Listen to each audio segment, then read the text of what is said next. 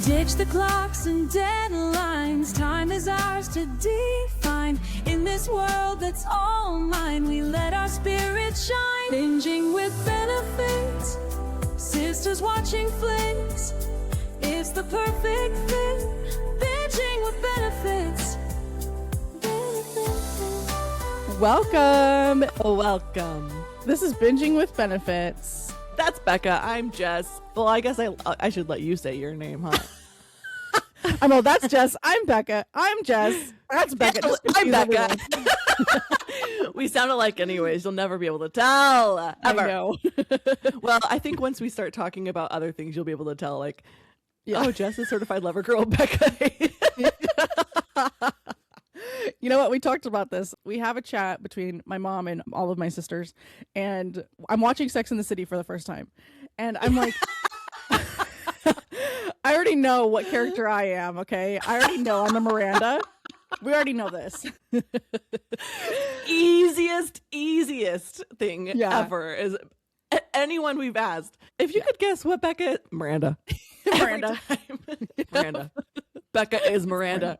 The character Miranda was based off of Becca. Little known fact. Anyways, yeah, so I asked all my mom and my sisters. I was like, well, which one are you guys? Like, I have theories, but I'm curious. And every single time, everyone said the same answer. I was thinking. Miranda. Well, even for you. each of us? Yes. Oh, yeah. I had someone tell me I was a Charlotte, and I'm like, you have not unlocked true Jess then, if you think I'm Charlotte. No. Absolutely Never, not. ever. I was No. like, I have never once considered myself a Charlotte. It's like, you only know level 1 version of Jess then. Oh my god. Work version. Very censored work version. Very censored, passing in the halls work version of Jess. Yeah. Yeah. Not even close, babe. I'm like, instantly, Jessica's a Samantha with tendencies of Carrie. Lots of tendencies of Carrie. I have a little bit of Carrie because, like, the overthinking and the lover girl, where Samantha's not really a lover girl. Yeah. Like, Samantha's like, she's a man eater. I'm not Yeah. necessarily a man eater. We had those moments, but like, yeah. But you're like, you're just as sassy as she is. Like, you're just, and you're so quick-witted like Samantha is. Like, you're Samantha. Yeah. and sometimes I could, there's some dirty jokes in there a lot. Yeah. Out of the 4 of us, like, my sisters and my mom, definitely more Samantha than any of you. Oh yeah. Guys. Oh, for sure. I'm definitely Miranda. You're definitely Samantha. Allie is absolutely Charlotte. No negotiations. Allie is She's 100% a Charlotte. She Yeah. is Charlotte. But then every once in a while she has a spicy moment and I'm like, you know that word. Yeah. Yeah. For sure. Becca's Miranda. Hardcore. Even the first time I watched it through, because I watched it very recently for the first time, like I would say within the last 5 years. Mm-hmm. And the whole time I'm like, it's just so, like, that's the question you ask when you're in a group of girls is like, who are you? And I was just like, Becca is the only Miranda I know. Yeah.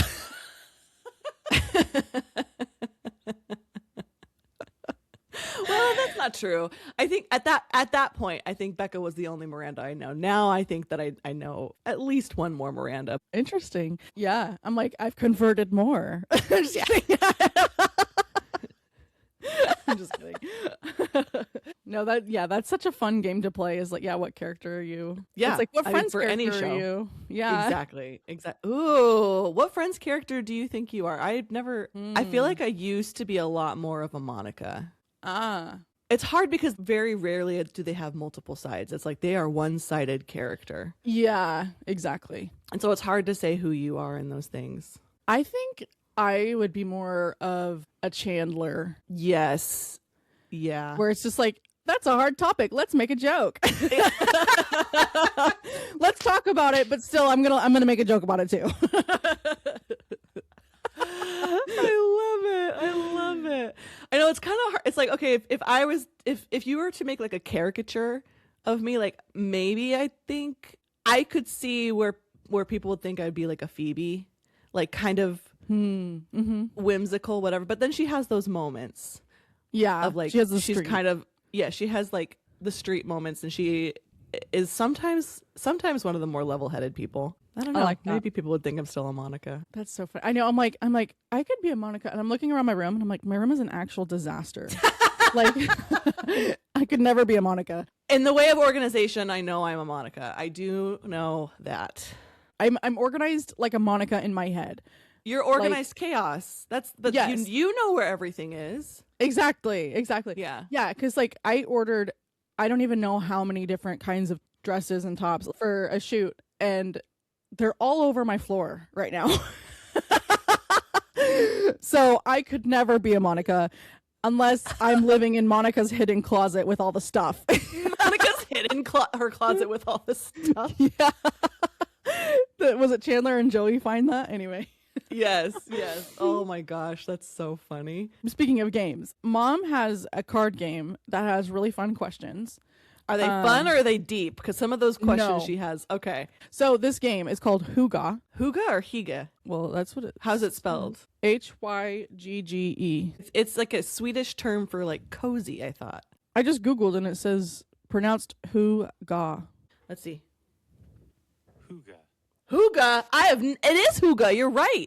I've never once heard it pronounced that way. Wow. Okay. Maybe it's one of those things where like this word has been around since like, I want to say 2010s, and maybe it's one of those things where like we only recently discovered how to actually say it. Like in hairdressing, there's balayage now, but like when I was learning hair, it was balayage. Like they would pronounce it balayage because it was new, and now we know it's balayage. So maybe it's the same thing. Higa versus Huga. Well, whatever. It's spelled Hygge. Anyway, so it's a little card game and it has questions on it that I thought would be kind of fun to answer. Okay. So is there any famous person or character you can impersonate really well? God. I feel like I'm pretty good at impersonations, but it's hard for me to come up with one right off the bat. Like I usually have to I can mimic it if I see it and hear it. Like when we were watching that movie with the French guy. The French guy. And then there was a movie. I know, like which movie with the French guy, Jess?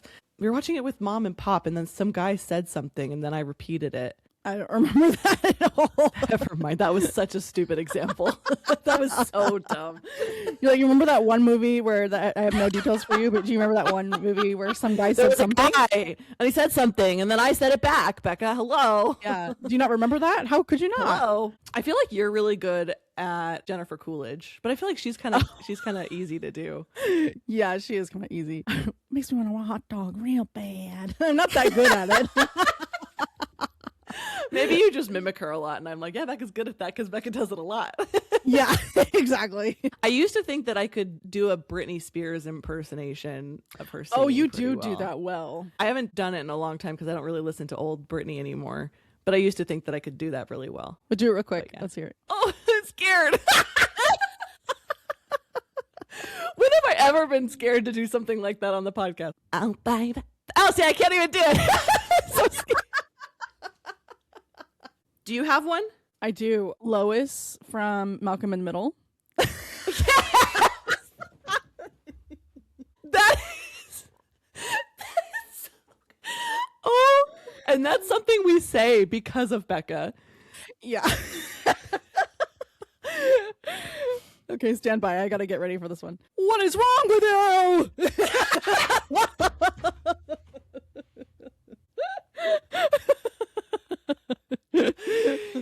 Oh my god.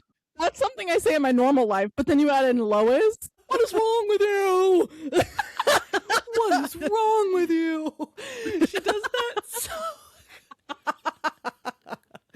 And I feel like she doesn't even say it that often in the show, but anytime she does. What is wrong with you? That one's not very good. Anyway. The face you make when you do it.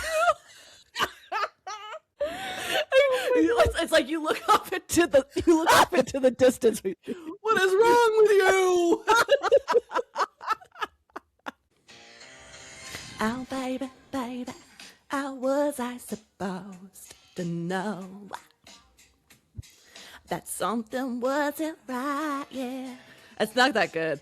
I can't. It's too high and it's too early in the morning. Yeah. But like, I can't. This everyone's listening to this like, what the crap is that's? She thinks she's good at that. Look, get me at 8 p.m. driving down the freeway. Oh, Your yeah. girl is Britney Spears. It's literally 10 a.m., but I'm like, it's too early. It's too early. I mean, for us, this is the first I've spoken to a human in a while, in a few hours. So it's too early. I can't do it. It's 10 a.m., Jess. Literally Such 10. a party animal. My God. Yeah. Okay. What would you like to be able to experience for the first time again? Oh, that's a good question. I think, okay, I was actually just talking about this experience with my coworkers because I asked a similar question in our meeting this week. I would love to experience seeing Zion National Park again for the first time. Oh, Like walking. that's cool. It wasn't even like, it's different when you're driving the car. Like the first moment I got out of the car and we walked down a trail and just being surrounded by like these massive, beautiful stones and the nature, and just like I literally cried and it's like that sounds such a weird thing to say, but like that was such a spiritual experience for me in a way, because it just reminded me like how freaking small I am, and my problems are so tiny and irrelevant. This was in my previous life, and I was already having the considerations of like, I don't think this is right for me anymore. I don't think this is right for me anymore. And I had been so consumed by those thoughts and that worry, and it was like obviously a trip. And then getting out, I was like, this is gorgeous. My problems don't mean anything. That feeling was like so expansive, like just an expansive feeling. I follow a creator on Instagram. He does kind of rejection therapy. Oh, terrifying. Yeah, he will go into a very, very busy public place, like very Yeah. hustle bustle. There's a lot of people. Yeah. He will just go and lay on the ground in the middle of nowhere, and he's filming himself. Ew. Like I'm sorry, that's gross.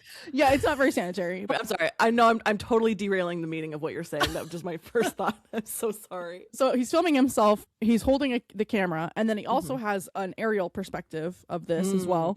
And so he cuts from back and forth. But basically, he's like, I'm laying on the ground. I'm laying on the ground right now, and look, no one cares. Literally no one cares. And then it cuts to the aerial view, and people are just kind of like looking at him, and then like 2 seconds later they're on with their day. And he's like, no one cares. Literally no one cares. Like no one's stopping me. In fact, there are a few videos where people will come and lay down with him like, hey bro, what are you doing? And he's like, oh, I'm just trying to practice rejection therapy and, blah, blah, blah. And hey, dude, what's your name? And he's like, oh, this is really cool. Yeah, because it's like your problems are so small, no one really cares. There's so much else going on in the world. Not even in the world. Like, we won't get that dark. But like, there's so much else available in the world. Our problems, our little minds are so tiny. They're teeny tiny. No, literally. It doesn't matter. When I'm thinking about like, oh my gosh, like this problem in my life is so big, and like I don't know how to tackle this, I don't know how to fix it, whatever. And then the words zoom out come to mind. Yep. Zoom out. Because I am standing on a little marble in the fraction, not even a fraction. You can't do math to comprehend how tiny we are in the vast universe. This problem that I have is nothing. Literally a rock floating in space. Yeah. Yeah. Like this problem I have is not even a pebble on the sand. Like, anyway, it's just, it really puts things in perspective. Like, that really wasn't that embarrassing, No one cares. Yeah, exactly. Oh my gosh. Okay. Well, what about you? What moment would you want to experience for the first time again? I mean, like, the fun answer is watching The Village again. Really?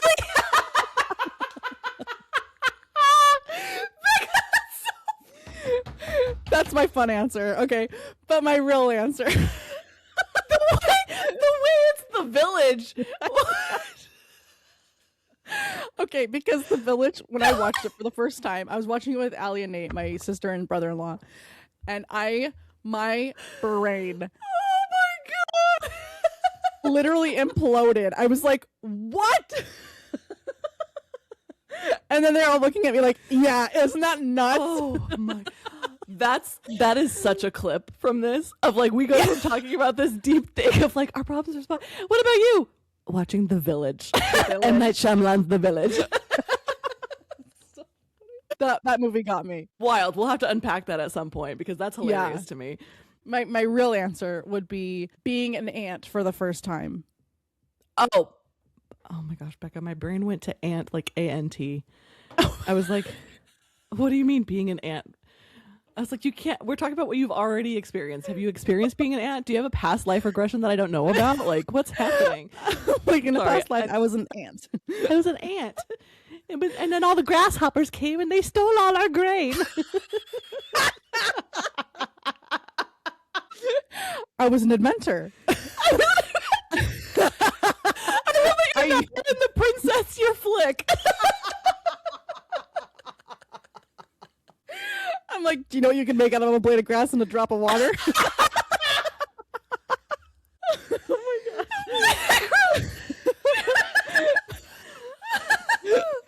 Oh my god. You know what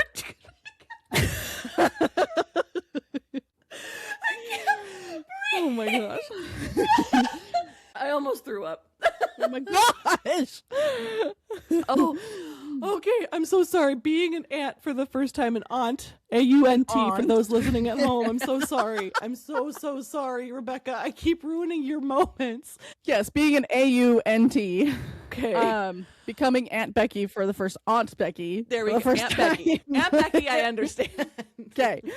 Because I just remember looking at my nephew's hands and just like, this is another person that has joined our family. Like, and this person didn't exist before. Like, this is a whole brand new person that is now a part of our family. Human. Like, that is nuts. Experiencing that again would be like, I could not stop crying. Like, I remember the first, like, walking, like, I was like, okay, I'm calm. And then, like, the second the door opens and I see him on the, like, Jess is holding him and I'm like, oh my gosh. I'm just bawling and I'm like, I tried. I can't do it. I'm just bawling now. It's so funny because Becca is such a Miranda, but she also could cry at the drop of a hat. Oh, when it comes easily. to our nieces and our nephew, like she will instantly cry. That's so. I'm trying so hard not to cry right now. I know. I'm sorry. No, there is nothing in this world like experiencing that or experiencing it at all. Like anytime our nieces have been born after, you know, I'm like, oh my gosh, like this is just absolutely magic. That like, oh, there's actually a quote that I saw that I was like, oh my gosh. Okay, so this is on Pinterest, and it talks about babies being born. Well, this is also how cool women are. Women are, guys, did you know women are kind of awesome? This is, if you don't believe that yet, you're gonna believe it now. Which if you didn't believe that before, then what's wrong with you? What is wrong with you? Anyway, so this quote says, the human body can only handle 45 units of pain, but at the same time, childbirth, a woman endures up to 57 units of pain, which equals 20 fractures at the same time. Never tell a woman she can't do it. Remember, she alone could dance with 2 hearts and breathe with 4 lungs. Only she could carry the weight of 2 worlds in her stomach and give birth to life. Don't tell her she's not capable. She's capable of anything. Oh! I need you to send that to me because I was literally talking to my friends about this last night. Also, shout out Jaden. She had her baby. It's a little baby and he's so cute. I got to meet him last night, but we were talking about like women are crazy. I mean, women are crazy. Like we have 7 different levels of crazy. We could go into that another day. But like women, just I love when women. We are freaking badasses. And then we were talking to her husband, Jensen, and just like, oh, do you want to do that? He's like, no, thanks. Yeah. No. It's like, because we were asking like, oh, do you ever get jealous? Like, you know, when it comes to like breastfeeding and stuff like that. And he's like, no, absolutely not. 0. But yeah, anyway, I love that quote. I found that this morning and I was just like, amazing. I love this. I love this. Who run the world? Girls. Anyway. Oh, I love that. That was so fun. Speaking of like empowerment and doing crazy things. Yes. That someone tells you can't. Do you want to hear about a documentary that I watched? I am so ready to hear about this. I like that segue. Yeah, that was clean. That was good. Pristine, baby. No, it wasn't. But it's fine. This documentary came across my Instagram. My favorite documentary ever is coming to Netflix. You should watch this. And instantly I was hooked. I didn't even watch the full clip of the guy talking about it because all he had to say was, these people lived in a mall in a secret apartment for 5 years. And I said, Whoa. Sold. I don't want to know anything else. Don't tell me anything else. I am instantly watching this documentary. Absolutely. So this documentary, it was inspiring, made me a little bit anxious, definitely made me mad at capitalism, which was interesting because I was like, I was not expecting to, I mean, it's a documentary. What was I thinking? You come out of a documentary with a message, and I definitely came out of that documentary with a message. Ooh. It also made me like very deeply aware that I could never in a million years pull this off. So it was they were hiding. Yes. Okay. But also not hiding, which is wild. Rebecca, This is Oh. insane. Okay. So this is called Secret Mall Apartment. And this documentary was I know, put out in 2024. And it is exactly what it sounds like. Okay. Like a group of artists, which I did not know. They're artists. Oh. I thought it was just a bunch of hooligans. I know. I was like, So- is it just a family or something? Right? So I thought going into this that it was a bunch of hooligans, and I was like, interesting, fascinating.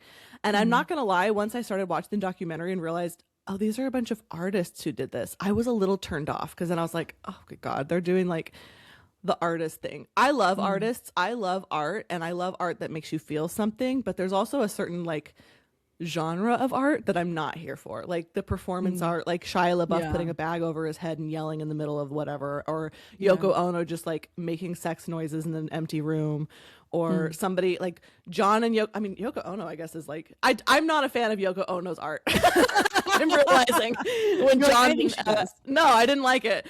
John Lennon and Yoko Ono like stayed in a bed in a freaking department store window for a month or something like that. Like, What? that's weird. I'm just like, I don't need that, because that feels really Yeah. performative to me. And I'm realizing I think that's what it is. You're like, it's too performative. Performance art, too performative. Performance hot take. Performance art too performative. Yeah. But anyways, so it's a group of artists that secretly built and lived inside of an apartment inside of a shopping mall. We're in Providence, Rhode Island. This city was dying, and so they were trying to like figure out how to bring tourism and bring all this stuff. So they started building this massive mall. But the thing is, like, the way that they were building it too, and I thought this was interesting. The artists were talking about like there's like two parts of Providence. There's Okay. like the wealthier part of Providence, and then there's like the old mills part of Providence. So like a little bit more of rundown part of Providence. They built the mall so there were no entrances along the wall that faced the like rundown part of Providence Oh and my all of those gosh. neighborhoods, and the entrances only faced the wealthier parts of Providence. So it was like people didn't like it. They did not like this at all. Yeah, that's terrible. Yeah, and so once it opened, it was also full of stores that priced a lot of people out. Yeah. This is not, how is this helping Yeah. us, the community? Like, you tore down a ton of buildings, you tore down a ton of neighborhoods for what? Yeah. A mile and a half from where they've built this mall, there's a bunch of these old mills, right? Which is like basic run down, dilapidated industrial buildings. One of these buildings was a known artists collective. Oh. These artists lived there. They were like, museums are catacombs of art. It's art that's dead. This was a space for living art. Like, this was living current art. I wish I could show you pictures, or, you know, basically watch this. And it's just like, like, I wish I could show you pictures. You can on Netflix. You can go watch it. But it's just like, you know, they're unhoused, meaning they don't have like a PO box or an address, but they all live in this thing and they do all of their art here. And there's like music, and obviously there's some drugs and stuff. The people who built the mall were interested in building a marketplace in this area, and it was like cheap, easy to tear down. And so they went in and they were like, basically they kicked all these artists out. One of these artists, his name is Michael, and Michael is not only an artist, he's a professor. He teaches at college, like he teaches college art. And his whole thing is there is no difference between life and art. life is art, art is life. There's just not a difference. And so he had a bunch of these students that he really inspired, and they were going to some of these like town hall meetings for building these marketplaces. And him and his wife at the time, they're not married anymore. They kept hearing the term like unused space. Like, we got to capitalize on this unused space, unused space. And so that term like lodged in his brain. And he said he remembered watching the mall being built because you could see it. Like, it's less than a mile and a half from where he was living. And he's like, there's this space in the mall where they just kept storing construction supplies up in the top somewhere. And it seemed like they never filled it in. Like, it wasn't a store. It was just this space. And so he's like, I wonder if I could go find that. I bet you more than anything that there's a ton of unused space in this mall. So he and his buddies went exploring in the mall. One point during the documentary, they took videos of themselves this whole time because this is art. They're considering what they're doing art. Oh my gosh. And that's so they awesome. have these little like digital cameras from like the 90s. So it's like really bad, really grainy. And they're videotaping themselves this whole time. They have so much footage from this. Wow. And they show you all the ways that they found to get into this like secret apartment space. There's one clip, Becca, where they are standing on a toilet and there is a like little grate behind a toilet. They open that wall, crawl in there, and it's just like there's so many empty, random, dark caverns in this mall that all lead to this secret space. It's like 750 square feet. Oh my gosh. So literally secret tunnels. Secret tunnels. Exactly, secret tunnels. So they go and they find the spot, and lo and behold, there's nothing there. It's like old construction stuff. This started as like a challenge. They were like, we want to see how long we can stay in the mall without being caught, at least a week of living in the mall. And that's when he kind of remembered that there was that space. And so then it just turned into this thing. Something else I want to mention too. You start thinking like, okay, it's just like these random artists, like they like drugs and being performative, whatever. No, Michael's actually a really good guy. Like, he uses his art. Not only is he teaching art, but he uses his art in a way he's trying to better the community. And he does this thing. He and these people, they go and volunteer their time at the children's hospital, and they do something called tape art, where they take different colors of masking tape and they do murals. And they have the kids come and help them. So they go to the kids' rooms and they ask, what do you want on your wall today? Or like, what are we putting in the halls today? And the kids will come and help them do these tape murals. And then it's like kids flying kites, kids in submarines. Like, they just are using masking tape and That's awesome. volunteering their time to do this thing. And they also did one for 9/11. They went to New York and they drew, I think, like 5 hearts on a map. And they're like, we're going to put along this trail of hearts of wherever these are on the map, we're going to do portraits or a rendering of each of the people who lost their lives during 9/11 on the street, wherever they could find it. So it was like these tape murals. It was like Banksy, but like masking That's tape. really cool. That's amazing. Yeah. And it's like what some people got upset, but like it's literally tape. masking tape. Yeah. Exactly. And so they are like trying to make a difference. So they're like actually good people, but they also do this random thing of building the secret mall apartment. I love this. My kind of people. I love it. Exactly. And so after they found this space and they've been in and out of it, they realized the people of the mall have no idea that this space exists. Like, they have no idea. And so they're like, we could probably live here. So they start like eating trash out of the food court. I know. I'm hungry. I'm going down to Sparrow. No, I'm not going down to Sbarro. I'm going to Sbarro's trash. Yes, exactly. Exactly. So it's like they're also those kinds of artists. Like, Gross. No. I draw the line somewhere, people. exactly. And then they're like, what does an apartment need? Apartment needs furniture. Rebecca, they go to the Salvation Army. And they're like, we all collectively decided the first thing that we needed was a couch. Yeah. They go and buy a couch and they bring a couch into the mall. Oh my gosh. They're like, oh yeah, we didn't buy this from Sears. We're taking this to Sears. Like, we're bringing this couch to Sears. Oh my gosh. I know. Like, that's what I mean. Is like, they're not being sneaky about it. That's the prime example of no one cares. Exactly. Like, you act like you know what you're doing. Yeah. People might ask questions. Mm-hmm. And you kind of answer the questions, and that's it. They show a video of them like, okay, if someone stops us asking about this couch, what are we going to say? Yeah. Like, oh, we went to the thrift store, we went to Salvation Army, we got the couch. They're telling the truth in their answer. Like, the door on the car wouldn't close, so we didn't want to leave it and get it stolen, so we brought it into the mall. End of story. So funny. Oh my gosh. And the way that they figure, the easiest way when they bring things in from the parking garage is to go through an emergency exit right by the security office. Oh my gosh. And they use that door so much.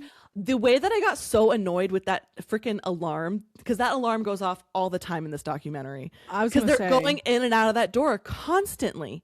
And it's just parking garage, emergency exit, big loud siren by the security office, and no one comes. No one comes.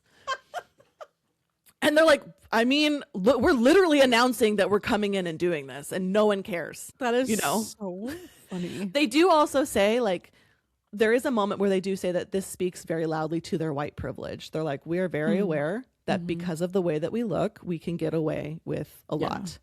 And sadly, people ask us questions and we answered their questions, but we're very aware that we were able to do this because of the way we look, which I thought was, you know, good that they mentioned that. Yeah, absolutely.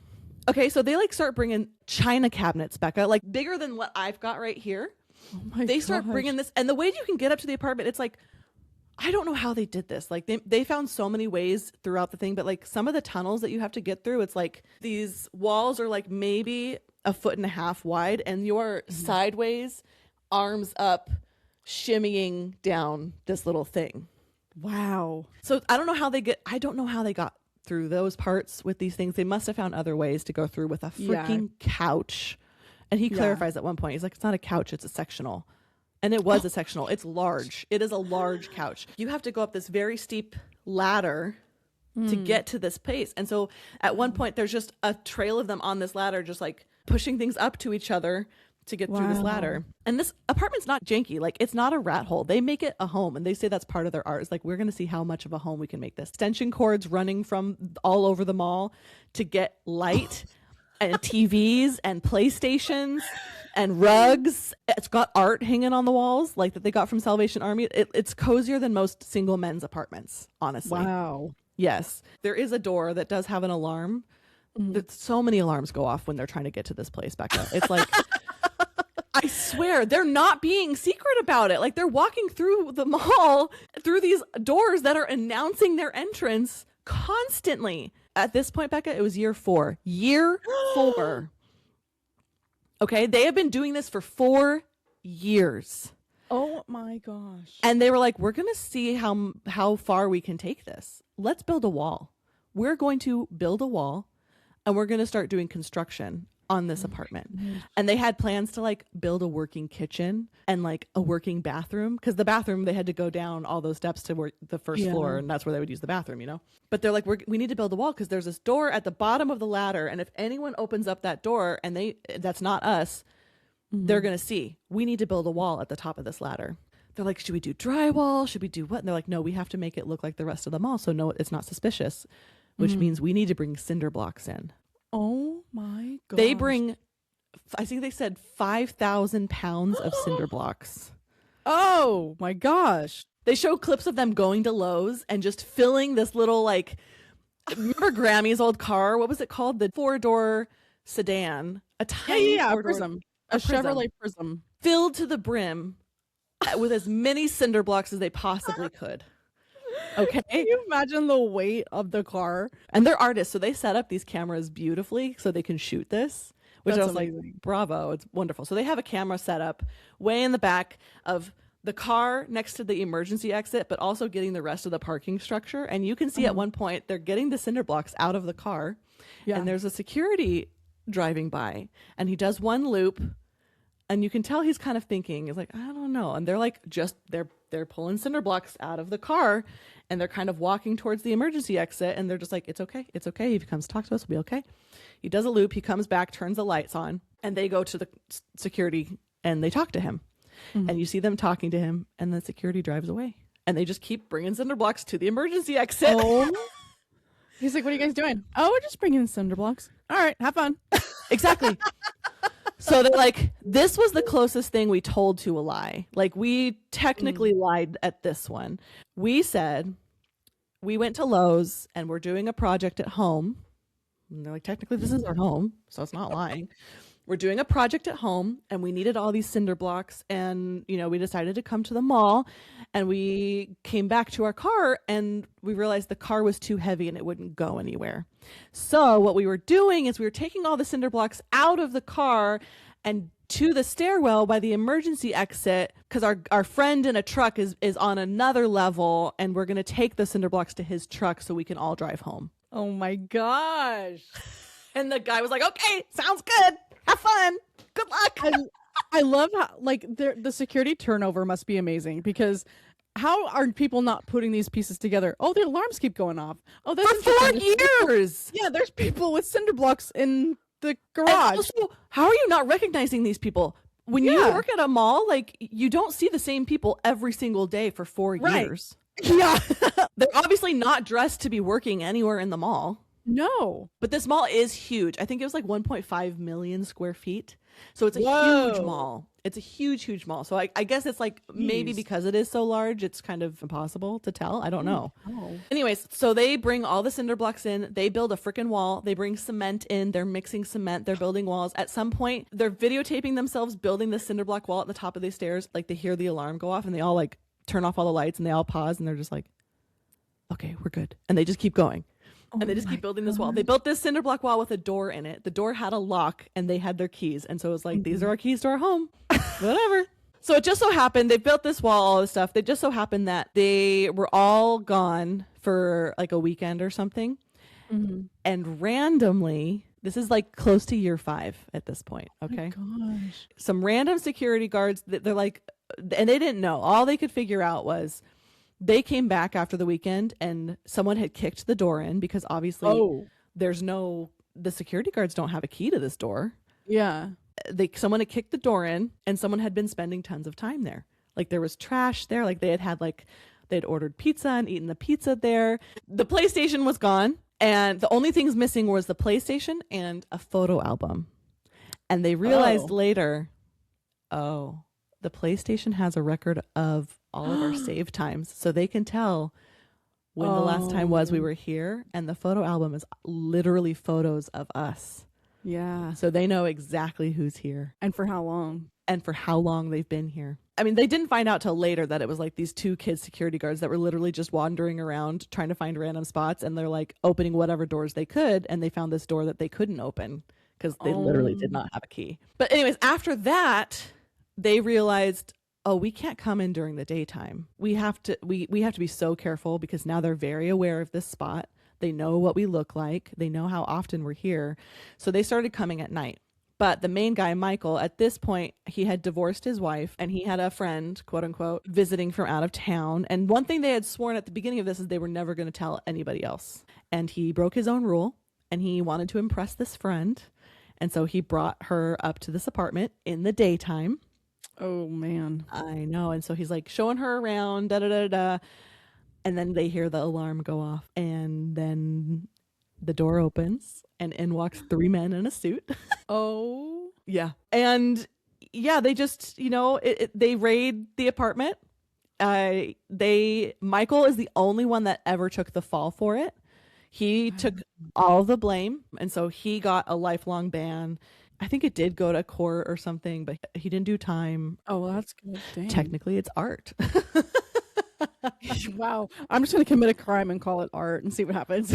Honestly, be a white man, commit a crime, call it art, and you might get away scot-free. Scotch-free. Scotch-free? Scot-free? How does that go? Whatever. Anyways, but yeah, so he's banned from the mall for life, and it's like a permanent mall restraining order. Wow. It ends with people saying, well, what do you think this is? Like, what do you think this piece of art is actually saying? Like talking to all the people that they've interviewed, which they interviewed people who were involved in it, people who were like just in the art community who knew about this, civic leaders. Everyone's just talking about the different ways that they interpret what he did. His mom is like, it's like a mix of performance art and installation art. There's so many things, Becca. Some people are like, it's commentary about gentrification. It's about capitalism and about taking our space back from the government. And like, well, I mean, there's too many ways to take this. And then the interviewer's like, well, isn't that art?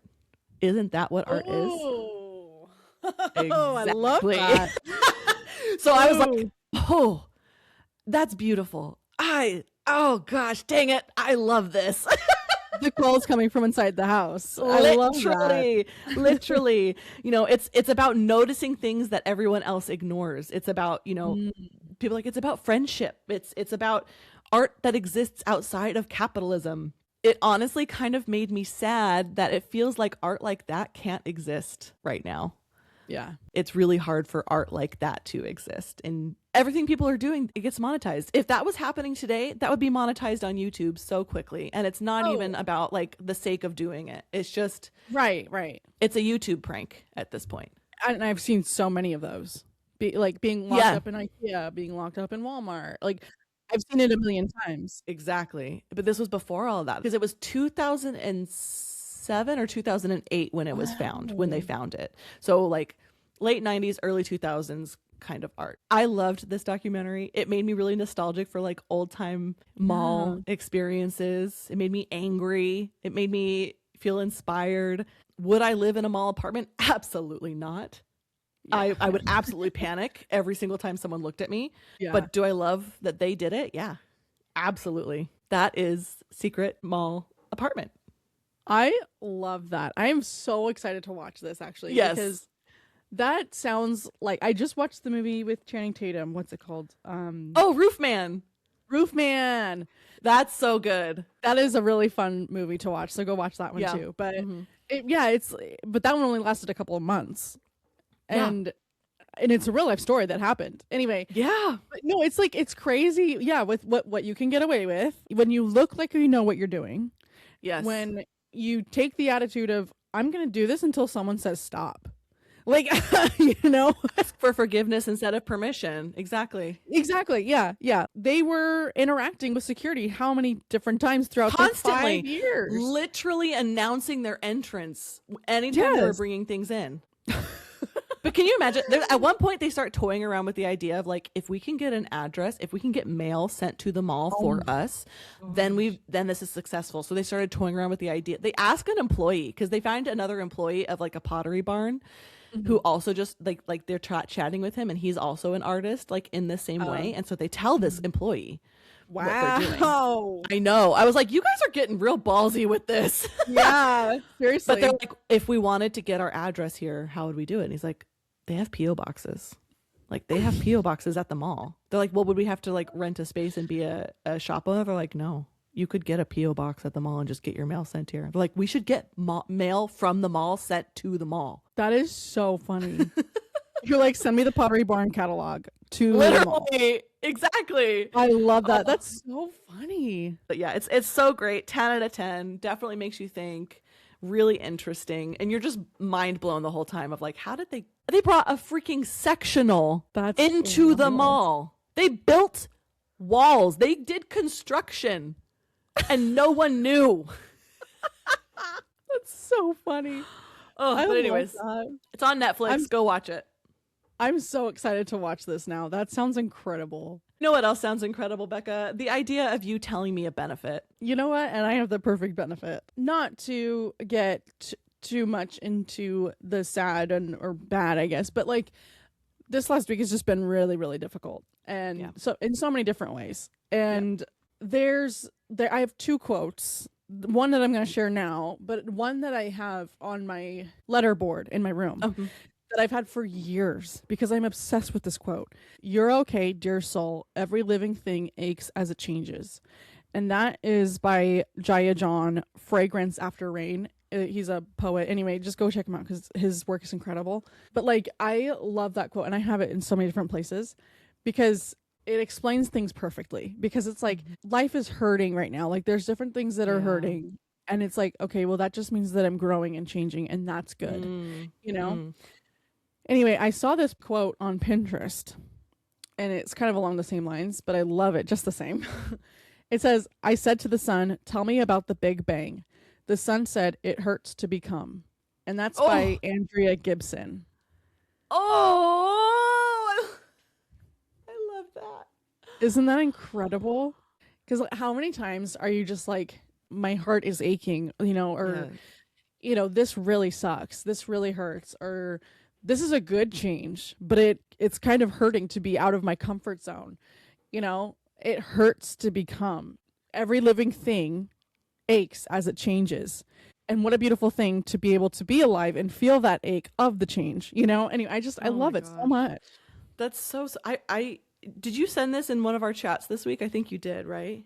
Oh, yeah, I think I might have. Yeah. Oh my gosh. I remember reading it very quickly, and I'm so glad that you brought it up again. That is such a beautiful, beautiful way to describe growing. Like, I remember, I remember seeing that the original quote that you already read on your letterboard, and I remember seeing it a few times during like some really painful parts of my life. And I remember thinking, okay, this is part of growing. Unfortunately, I freaking hate this, but it's part of growing. But that quote is, because it is like, if you are able to look at your pain not only as like just pain for pain's sake, but pain for growth, that is where the growth happens. Because there's so many times where people could be aching, people could be hurting, going through the many different things that humans go through in life, and you can stay in that pain, you can wallow in that pain, you can live in that pain very easily. It is so tempting, and in a very sick way, it's comforting to live in that pain. I can't describe why it's comforting, but like there is a weird sick comfort to that pain and to choosing to stay in that pain. However, if you're able to look at that pain as an opportunity for growth, or as a part of growth, not even opportunity, because it's not necessarily a choice that you make to grow through the pain, not a conscious choice to go through the pain, I should say. But if you look at that pain as a part of growth and not just pain for pain's sake, you are going to be miles better off at the end of that pain than you would have been if you had not made that recognition. I know we've talked about this before with the goo phase of butterflies. For a long time when you're growing up and you hear the story of butterflies, and there's the caterpillar, and then it goes in the chrysalis, and then one day it wakes up and it's a butterfly, and it's so cute and pretty, and like, we're becoming butterflies, Yeah. But there is a phase that we don't talk about as children. I don't think this is a correct term, but it's the goo phase. A caterpillar literally becomes goo before it becomes a butterfly, and it is painful. It literally gets rid of everything about itself as a caterpillar in order to become a butterfly. I don't even know the correct terms for this, but it becomes goo. Yeah. And it goes through this incredible, immense pain in order to become a butterfly. Yeah. I love that so much, Becca. I really, really do. Yeah. Life is so fun. Like life can be so fun. But equally, it can hurt as much. And like you said, where you can sit in it as long as you want to, because there's always going to be, you can always find bad in everything, like you can find bad in anything.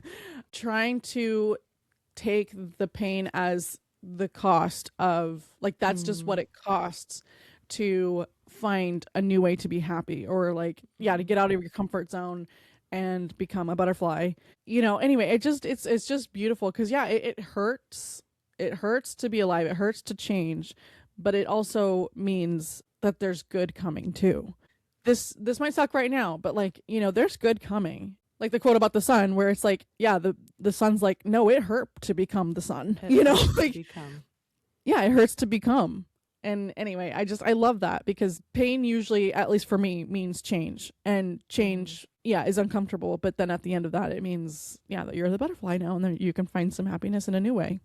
I know. And it's so hard to like think about it from when you're in it. Like, yeah. I think about like recent times where it was just like, I don't want to feel this anymore. I'm so mad at myself for being able to feel this, those are dark moments, right? Of like the fact that you're like, I hate that I care this much. I hate that like this is the cost of caring. But then coming out of it, like basically like in those moments, it doesn't matter who says it. Someone can say like, this is proof that you can love. This is proof that you can grow. This is proof that life is good. Like you do feel these highs and these lows. You feel the highs really high and you feel the lows really low. Like that is proof of life. And in the moment you're like, I freaking, I almost said it. I freaking wish that I couldn't feel that, because it is so painful in those moments. Oh, it sounds so trite to say like, but you just have to keep going. Because I know in those moments you don't want to keep going. You don't want to. You just want to forget. You want to be. You want to be in the sick comfort of the pain. Yeah. If you're able to think about it as a part of growth and as a part of becoming, you're going to be better for it. I love it. Oh, I'm obsessed. I love a good quote. We know this, but anyway, I saw that one and I was like, yep, that's today's benefit. That's a good one. I love it. I'm so glad you brought that to our benefit table, baby. Woohoo! Woohoo. Our benefit table inside the secret mall apartment. Yeah, exactly. I'm bringing benefits to the benefit table. We're sneaking them in through the emergency exit right past security. The alarms are going off. We don't care. Alarms are going off, and you know what? No, we got a benefit to bring you. So dumb. That's so stupid. Oh my gosh, I love it. That was a pretty bad yes and. I'm sorry. I love it. I love that you are, babe. Oh my God. Oh, well, this was fun. You know this, but every single time I do this, I know. Do I do it every time? and I always cut it out. I'm so sorry. Why am I the way that I am? No, buddy, sorry. I just couldn't hold it in anymore. Becca's like, I'm gonna see if she's gonna do it again. Guess what? I know. I'm like, yep, she did it. 100%. Oh my gosh, that's so funny. Why Anyway. is that how I end everything? I'm so annoyed at myself. I'm sorry. No, because okay, I literally was started to go and listen back to some episodes, and I was listening to the Megan episode, and I was like, why am I saying basically every 5 seconds? Oh, that's so funny. What is wrong with me? Why is it? And I bet you I did it during this one too. I don't notice when I'm doing it, but for some reason, I don't know if I was just being like hypercritical of myself that day, but I was just like, what is wrong with me? Why can't I tell a story without saying basically a million times? I didn't even notice that. That's so funny. Now she's going to edit this and she's going to be like, oh, wow, she really does. Not only does she let out a massive sigh at the end of every episode. So funny. But thankfully, Becca has saved you from that, I guess. But I don't think she'll save you from this one just so we can have to laugh at the end, I'm sure. I'll leave it in just for fun. People know what they're missing. Oh, sometimes I hate that I'm so predictable. Being predictable isn't so bad. That's okay. Yeah. I say often that I wear the badge basic with pride. Yeah. And that's okay. That's just who I am. And that's on who we are. And that's on who we are. That's so funny. Okay, I'm very, very consciously trying to avoid doing another one because I felt myself wanting to do another sigh, so I'm not going to do it. I'm sorry. But I'm real excited that you guys joined us for this today. Yes, I'm so excited to watch this documentary, and yeah, I'm so excited you guys joined us today. And you know what would be really, really fun if you did? If you could subscribe, leave us a little sweet little review. Oh, yes. Tell us what you think. Yes.